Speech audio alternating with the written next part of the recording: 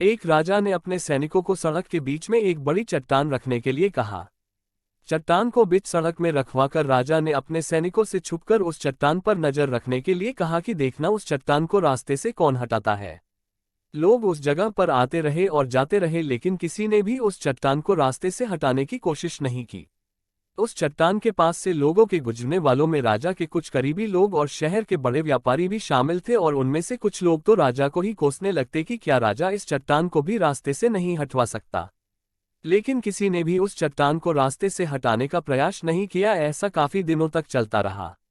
एक दिन एक किसान अपनी सब्जियों के साथ उधर से गुजर रहा था। उसने चट्टान को रास्ते में पड़े देखा और सोचा कि सबको इस चट्टान की वजह से कितनी तकलीफ हो रही है। उसने अपनी मजबूत लाठी से उस चट्टान को एक तरफ धकेलने की कोशिश शुरू कर दी। काफी कोशिश के बाद वह उसे सड़क से हटाने में कामयाब हो गया।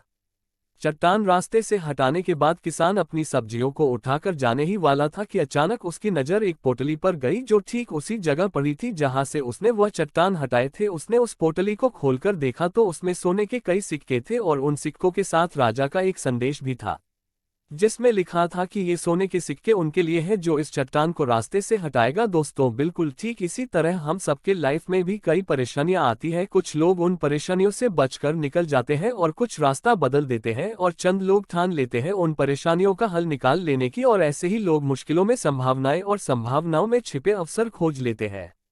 मजबूत इरादे और नेक दिल के साथ किए गए कोशिशों के परिणाम हमेशा ही अच्छे आते हैं। इसलिए जीवन के परेशानियों से घबराओ मत, बल्कि उन परेशानियों को हल करने की कोशिश करते हुए जीवन सफर में आगे बढ़ते रहो।